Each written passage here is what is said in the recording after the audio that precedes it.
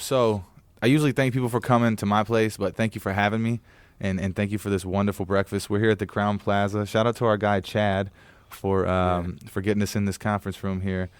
And the breakfast. And the breakfast, too. And the view. The view is amazing. You guys will see the pictures of that later. First of all, you want to tell people your name and then just how old you are? My name is Mike Merk. I'm 36. I don't know why I have to think about that. You were like, who's the last person I told my age to? And are they gonna listen to this? No, part of me was just kind of like, what else is he gonna ask? Like my social security number and address. Like why does the age matter? I don't know. Really, the question. Well, I think that a little bit of this, like these video logs, are like me trying to learn things from other comics that I look up to and stuff. So I'm like, all right, I'm 30. Up to me? Well, I mean, you're a little shorter than me, but you know what I'm saying.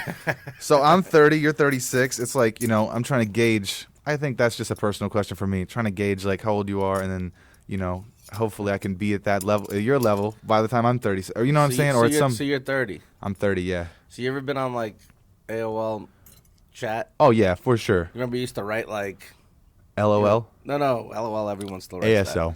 That. No. Like you used to be in a chat room and it'd be like 15 male or something like that. You know what I'm talking about? Yeah, you would say age, sex, location. Yeah, that's what it was. Yeah, dude. Oh, ASL. Age, sex, location, dude. Yeah, I remember that shit. That was creepy as fuck, though. I used to go to the library and log in to talk to motherfuckers. I would have like a girl online that like every Thursday after school I would go to the library and like write her. You know what I'm saying? Like, okay, you were creepy. I was creepy for sure. Everyone was creepy. I was like, everyone was creepy, but it was just me. Yeah, you're the only creep in there. Kind of projected onto the rest of the world. You ever change your age, sex, location, or was it always honest? I would say I was older. You would say you were older. I would never change my sex. I think that's. And sometimes there's some freaks out there, man. No, right. I'm not saying I am standing behind that. I would never change my sex, even online. Okay. All right. It's safe. How long have you been doing comedy, Mike? Oh man, I want to say 9 years now, 8, 9 years. That's a long time. How'd you get your start? In comedy? Mm-hmm.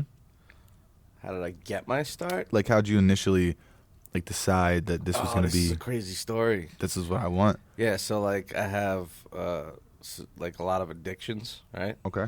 And I went to Gamblers Anonymous like 8, 9 years ago. I was like working in like back room, like poker rooms and stuff like that in New York City. And I was losing a lot of money, and I owed money to like the wrong people. So I went to like GA, right? And then they recommended I go see a psychiatrist, right? Like therapy, mental health. And I went there, right? And I don't know if this was like the best or the worst psychologist I ever had. It was also the first one I ever had. And when he gave me an interview, he was like, hey, man, like, so what's going on with you, this, that, the other? And I'm like, I'm depressed. I don't know what I need to do in life, da-da-da. And then he goes, well, if you had all the money in the world, right? Like, if you just, like, could do anything you wanted to, like, what would you do? And I was like, I really always wanted to do stand-up comedy. And he looked at me and he was like, this is like 10 minutes into the session, by the way. He's like, maybe we should find something a little more realistic. Oh, my God. And I was just like, maybe I should leave before I punch you in the fucking face. Right. And then I got up, left that session, and I got on stage like the next day. And then I just never stopped. And that was it. That's what it took. It took like, like addicts are like crazy. Like you tell me that I can't do something, I'm like, fuck yeah. Yeah. Yeah, you're like, I'm going to fucking do it. Exactly. Yeah, you won't jump off that bridge. Oh, yeah? Right. I'll find a way to do it. I know, bro. Yeah, I'll find a safe way, but I'm going to do it just to fucking spite you. Yeah, that's what we do. It's that impulsive thing. I mean, I think that's what makes a lot of people comedians. It's like, it's that impulsive behavior, though. I'm the same way, man. Yeah? I was masturbate in public. I get it. Yeah, I mean, not often, but I have. I don't get caught. That's what I'm saying. I'm good important. at it. That's important. Yeah, I heard about this guy who wrecked his car in California like a year ago because he was jerking off behind the wheel. How did we get there? I don't know. It was a left turn for sure. No, he was making a left turn probably. Yeah. So most likely. So yeah, the impulsive thing you were saying, right? Like yeah. Comics. I don't know about that. I don't know. What do you think? You think that comics are impulsive people? I think entertainers, even like people that are like high level athletes, I think they're all pretty impulsive and crazy fucking people, and they have to be, and they have to focus in on this thing And those are the people that rise to the top. Those are the great ones. They're like the ones that stand out usually. Is the crazy fucks. Okay. In my opinion. All right. I think comics are sex addicts. I could agree with that. I can totally agree with that. I think a lot of like comics that start out are just sexually frustrated.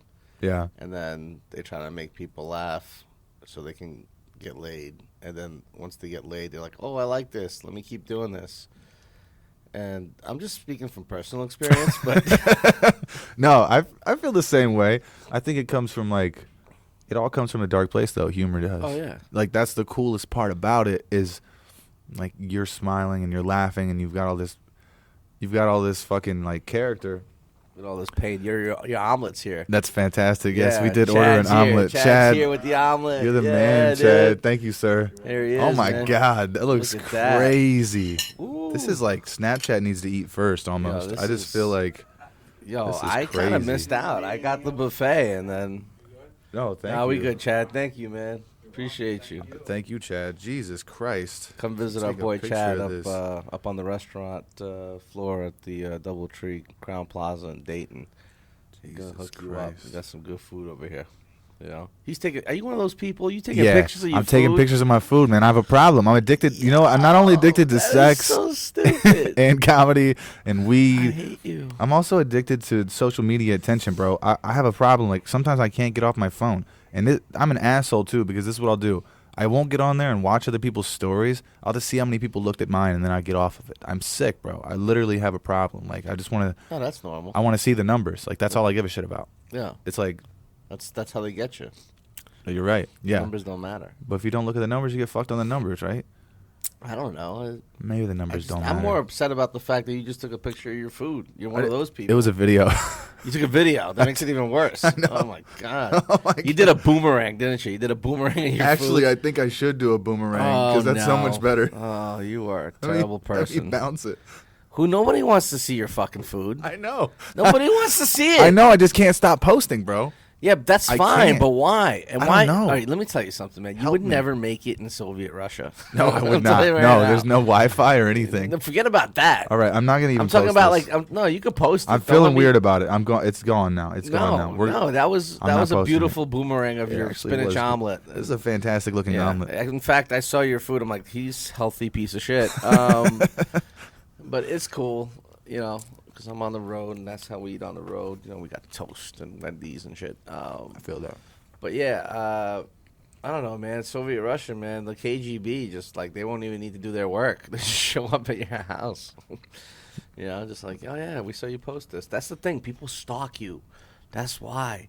You know what I mean? That's why I'm not like huge on the social media of like posting everything in my life. Yeah, no. When I meet people, they know everything about me already. That's and what it's I'm fucking weird. That's yeah. what I'm saying. You're They right. don't know who you are. They just know what you post. Yeah. Right? So they're like, oh shit, Johnny, he likes spinach omelets and like pineapple and bacon. I love that shit too. Right. That's basically Yeah. what it is. It's like we're trying to find our tribe in a weird way. I think. I don't think you're trying to find your tribe. I think everyone's just trying to make a connection. Yes. Trying to make the connection, Trying to make a connection. right? Yeah, you're like, okay, I like pineapple too, but this guy doesn't. But I can relate to this guy online, not to this guy in real life. Well. I think the internet brings us together in a weird way, but it also disconnects us from whatever. Man, people don't have a conversation no more. It's from whatever we used to be. It's disconnecting us. You know what I mean? Like we used to be this thing like that did have conversation, and that was the only way to get information was to like hear stories from your granddad or fucking pigeons used to come. Or talk to a person. Or talk to real people, and you used to get information in that way, and then you would share it, even if it was false. Like you'll live by that shit because that was That's the only the problem source. with the internet. All right. I used to be a great bullshit artist. Yeah, Like the best. Like I could fucking sell you anything. And then now someone just takes out the smartphone, Googles it, and goes, dude, you're wrong. I'm like, for a while, I was Fucking hate it. For the while, I was still fighting it. I'm like, nah, fucking Google's wrong. Like, you know what I mean? Like, Google's wrong. I used to be such a ridiculous liar that I would stick to my bullshit. You know what I mean? Mm-hmm. But now it's just like you could prove that someone's a fucking idiot in like 15 seconds. it's insane, bro. All you gotta do is read a Wikipedia about whatever the fuck they're talking Well, about. I don't know about Wikipedia, 'cause Or whatever anyone article can you- edit that shit. I used to like to go in there and just edit like crazy shit. Where do you get your information though? Nah, I used to make it up. Just to like fuck around. I'm like, this is gonna fuck up some college kid's paper. Oh my god, bro. He didn't check his sources. Because That's hilarious. You know what I mean? Because you can fucking edit your own shit on there. Or at least, I don't know if you can now, but back in the day. I did not know that. Yeah. Anybody can just write on Wikipedia? Back in the day, yeah. Now, like when I was in school, it was just like people would post the information themselves and they would update it. So I would like change it all the time, just to be an asshole. I used to do stupid shit like that all the time. Fucked up. Yeah, man. I lost my list of questions. Did I delete You got questions? Oh shit, you wrote them out? Now we can just bullshit, man. Yeah, I know. I just want to. He's got a list of questions. He came prepared, man. I do. Where the fuck You did know, it go? you were talking about what were we talking about? We were talking about how long have I done comedy? How did I? How'd you get your start? And then we talked about that. And then I think I wanted to know, like, what's your most memorable moment? I do have these memorized, I guess. What's your most memorable moment in comedy as far as, like, a big accomplishment? Right here, right now. Oh, my God. The face you made when you got that omelet. Dude, this is the bomblet. That's what this is, bro. This is Bomblet? Did you just say that? Yeah. You are the whitest person I've ever met. I know, bro. Look at this is crazy. You know, it's good. My favorite moment in comedy. Man, there's so many. I don't know what my favorite is. I gotta really Not your think about favorite. it. Like something memorable. Like let's There's think. a lot of memorable moments, but Something that like kept you going, or maybe earlier on in your career. All right. Where it was like, I'm what the fuck is going on? I'm gonna say a couple things. There's a couple of things that I got. All right. I remember like the first time I got a paycheck for comedy. You know. Yeah. That was pretty cool. And my mom, it was like $50 for hosting at a Funny Bone in Hartford. And my mom was like, "Oh, you got a paycheck? You should frame it." And I was like, "Oh, I'm so broke. I need to cash it." Let's take a picture, Mom. Yeah. You're from Connecticut? No, I'm from New York. But like, you're from New York. Yeah, that's where I drove up to do the gig. Okay. And headliner took me out. It was Pat Dixon, actually, which was pretty cool. And then there's like so many good moments. Like, I don't know. I like to try to live in the moment a lot. Mm-hmm. You know, like we had this New Year's show, our first New Year's show that we did in Atlantic City, and so I'm over at AC Jokes in Atlantic City. Like I'm a resident comic there, so that's where I am right now. And when the place first was like when we first started, we had this New Year's show at the Showboat, which was like shut down, and we had like 500 people there that came. And now Chad brings the bill. Okay, now it's not so funny anymore. Yeah. Anyway, thank you, brother. And like we had to stop letting people in because they weren't prepared for that many people. You know, and it was awesome. That's fucking crazy. It was on the old casino floor because they didn't have they don't have gambling there. So on the old, like where the casino tables used to be, we set up chairs. We did everything ourselves. We set up a stage. We set up like these like banquet chairs. Yeah. You know, and just people just showed up. I think a lot of people 500 people. A lot of people don't know that too, though. Even though like comics are doing the show, like a lot of us work at the clubs and like do various things that people don't understand. You know what I mean? Understand or really see behind the scenes. So I've been doing it for a while now, and I still do all that stuff. You know what I mean? Like, people think you just do it. Oh, I saw that movie Crashing. You're barking. I mean, whatever. The show Crashing. You're barking. Yeah, that never stops. Yeah.